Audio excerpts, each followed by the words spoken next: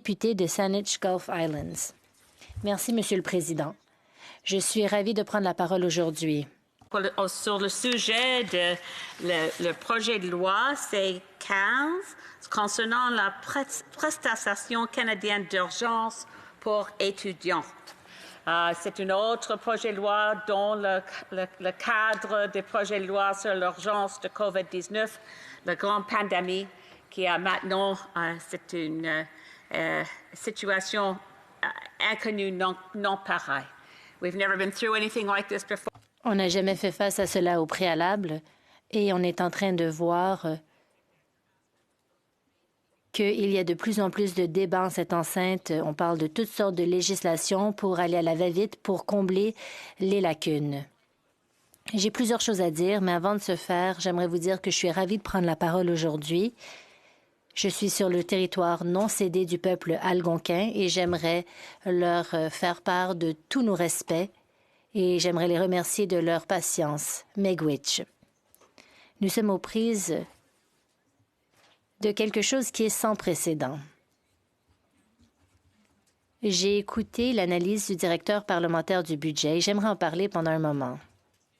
J'entends mes commettants, les Canadiens et les Canadiennes qui nous disent qu'ils ont besoin de beaucoup d'aide pendant la pandémie. Mais c'est qui va payer la note de tout cela? Qu'est-ce qu'on va faire quand il faudra en payer la note? Il faut prendre un moment et comprendre que j'ai eu l'occasion de prendre part au comité des finances. J'ai pu poser des questions au gouverneur Steve Poloz de la Banque du Canada. Il a fait un travail extraordinaire avec son équipe. Et j'ai réfléchi à ce que tous les gouvernements dans le monde font. On n'est pas seul dans cette histoire. C'est bien évident, on n'est pas seul à se livrer à cette bataille contre cette crise sanitaire qu'est la COVID-19. Et on n'est pas les seuls à avoir des restrictions pour l'économie ou de prendre des mesures qui vont nous aider. Je ne pense pas que les Canadiens ont vu qu'il y a une certaine absence, mais il y a une absence de choses qu'on ne voudrait pas voir. Par exemple, on n'est pas en train de voir les gens en train de dire qu'ils ont besoin de sortir les fonds tout de suite de la banque parce qu'ils ne font pas confiance. Il n'y a pas de gens qui sont en train de dire qu'ils ne peuvent pas payer les cartes de crédit en raison des taux usuaires qui sont trop élevés. On a vu des taux qui sont censés chuter. Il y a beaucoup de choses qu'on voit qui sont en fait les résultats de directives très spécifiques suivies par la Banque du Canada, mais aussi par des banques centrales dans le monde. Chers collègues, chers amis, je songe à l'examen du FMI.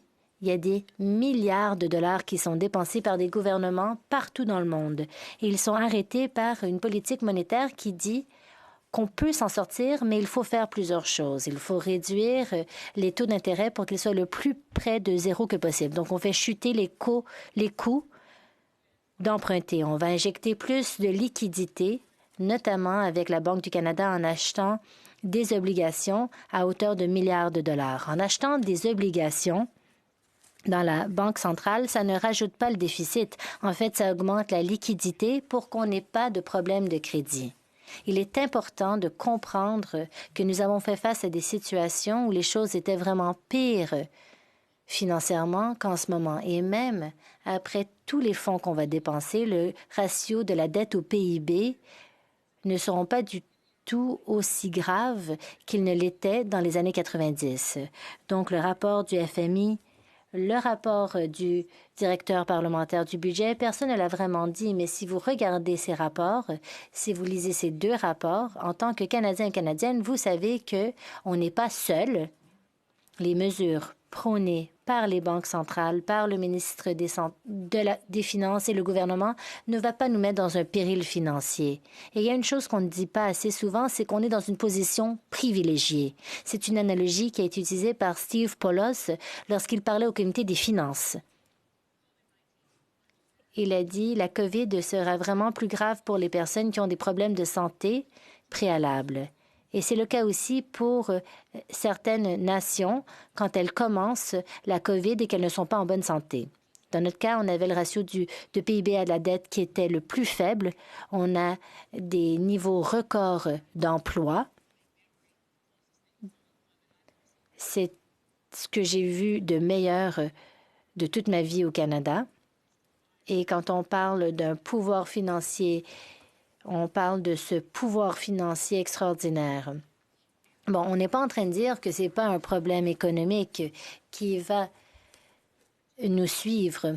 Par contre, il faut bien comprendre qu'on n'est pas en train d'accroître la dette. On est en train d'accroître le déficit, mais comme le directeur parlementaire l'a dit, c'est une dépense temporaire. Et quand c'est une dépense temporaire, on peut s'attendre à ce qu'on puisse revenir comme on l'a vu après la Deuxième Guerre. Mais il faut respecter certaines conditions. Il faut que le pays reste connecté, main dans la main. J'étais ravie de voir que la vice-première ministre a dit qu'elle appelle hebdomadairement les autres ministres, les premiers ministres plutôt, dans les provinces et territoires. C'est important. Il est important que même s'il y a du chahutage ou de la chicane aujourd'hui, en coulisses, il y a beaucoup de collaboration. Il n'y a pas un seul parti qui puisse s'en attirer le crédit. Oui, c'est vrai qu'au Parti vert, on a dit que 10 ce n'était pas suffisant pour la subvention salariale. On voulait que ce soit 75 Ils l'ont fait. Et c'est vraiment à l'avantage de tous. Il y a certains qui ont pris plus de temps pour le réaliser, mais il fallait qu'on travaille tous ensemble pour y arriver. Alors, j'aimerais revenir à notre point de vue financier.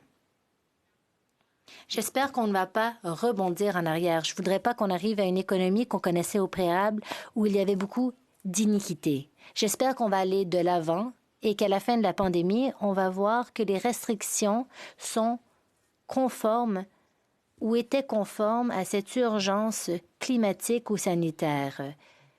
On va pouvoir donc moderniser nos entreprises pour maximiser l'efficacité énergétique, pour que chaque édifice produise plus d'énergie qu'elle n'utilise. Qu'on ait un couloir énergétique du nord au sud et de l'est à l'ouest. Il y a des choses qu'on peut faire pour s'en sortir de cette crise avec de nouveau un État qui sera plus près d'un plein emploi et avec moins d'iniquité. On veut veiller à ce que les personnes âgées aient un logement.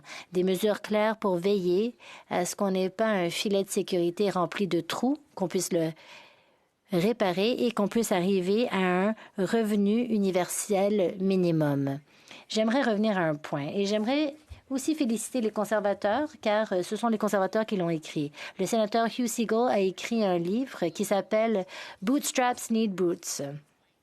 C'est le combat d'un conservateur pour mettre un terme à la pauvreté. J'aimerais bien que ce combat soit moins solitaire et j'aimerais remercier Hugh Segal d'avoir proposé un livre à un moment où le sujet de revenu universel de base n'a jamais été un sujet aussi important. Et j'aimerais faire une pause maintenant. J'en avais parlé avec l'honorable député de Glanton. Certains disent que c'est un revenu garanti, d'autres disent que c'est un revenu universel. Nous, dans le Parti vie, on dit que c'est un revenu garanti parce qu'on veut veiller à ce que le montant que chaque Canadienne reçoive puisse créer une situation qui soit une situation dans laquelle ils pourront vivre et qu'ils ne se retrouvent pas dans un niveau de pauvreté qui soit un petit peu meilleur que leur état préalable. Mais c'est un débat pour un autre jour. On est ici